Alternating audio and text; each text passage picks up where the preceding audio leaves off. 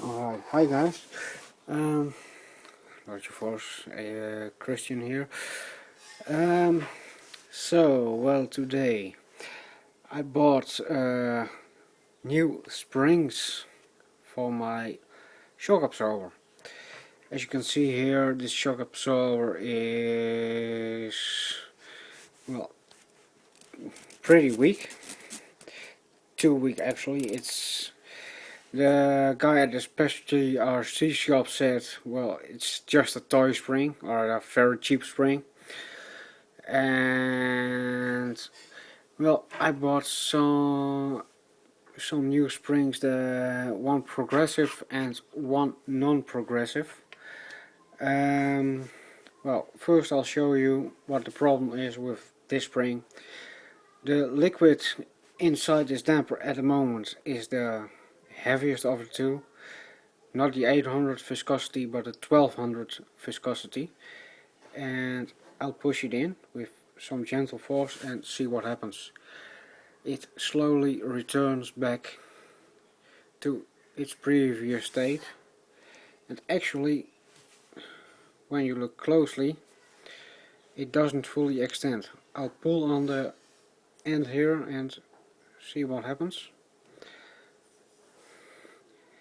It even shifts here. As you can hopefully see, it's not very focus. Damn, iPhones don't support autofocus. Great. Anyway, I've got the ring here in the lowest position, as you can see. The guy told me that with a spring you should always set a minimum preload, but even when I set this minimum preload, I will turn on the spring now. By the way, don't do this without care, because you might turn this part. This is a cap actually, this part with the extra cylinder on. As you can see, there's a black ring, a seal there, rubber seal. You might twist it off if you really over tighten it, so only tighten it when it's not on your pedal set. Anyway, I've tightened it and there is a bit. Let's tighten it some more, halfway.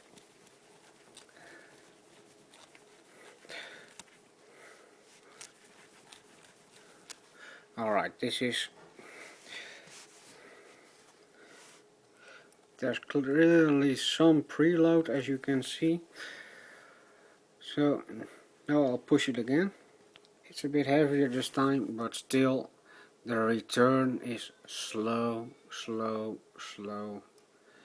and that's about it. And again, I can extend it a little bit.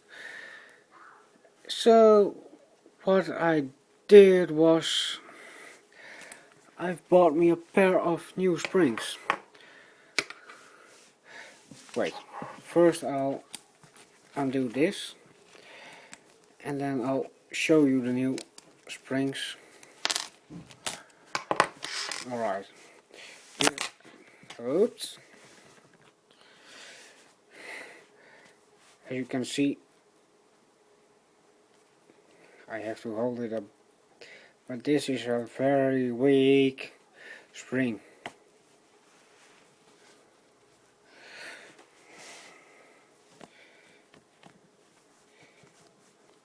Alright, that's that spring. Then I bought this spring, much stiffer. And look at the size. I'll put the cap here on the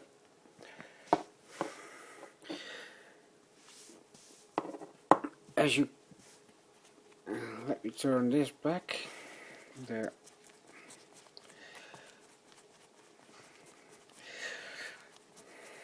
It's a long thread, so as you can see here,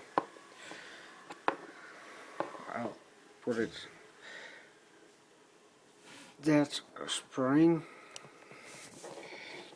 I'll move it back. I think this is using an iPhone is handy sometimes, but sometimes it is. Anyway, as you can see, this spring fits this damper more than adequate and comes with a preload of its own, almost. So for sure it will help a lot. Now the other spring I bought was this one. As you can see, it's a progressive spring and it's about as stiff as the other one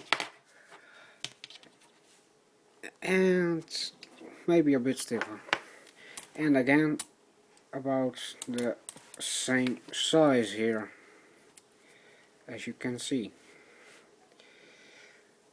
So again, comes pre-loaded and you can, well, tighten it up pretty much.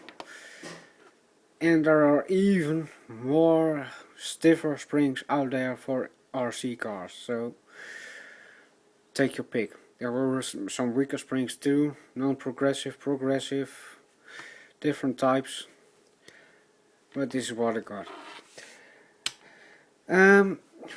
Because the diameter of the spring was a bit bigger, I bought an O-ring of, well, an inner diameter of 19 millimeters, which goes around the cap, as you can see here.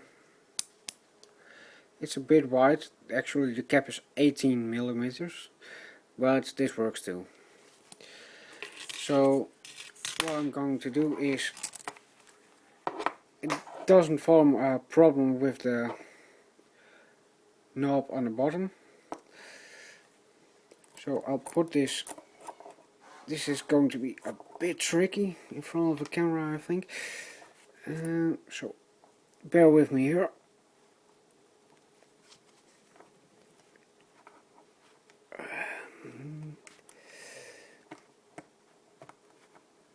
Yeah, I think my glove! Alright. And as you can see, it does fit perfectly. Now, when I push, I'll hold it this way.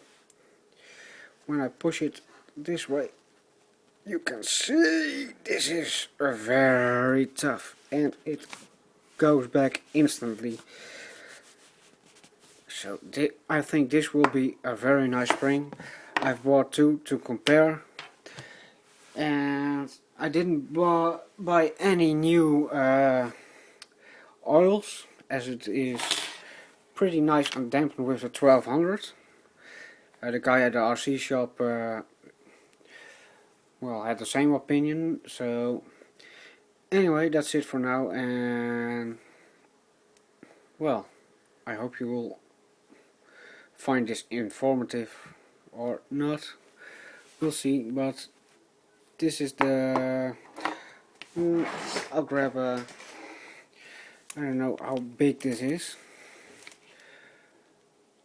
As you can see, hopefully about 2.5 centimeters in diameter. The other one is the same. The original spring which I've got here was focus, doesn't focus, damn you.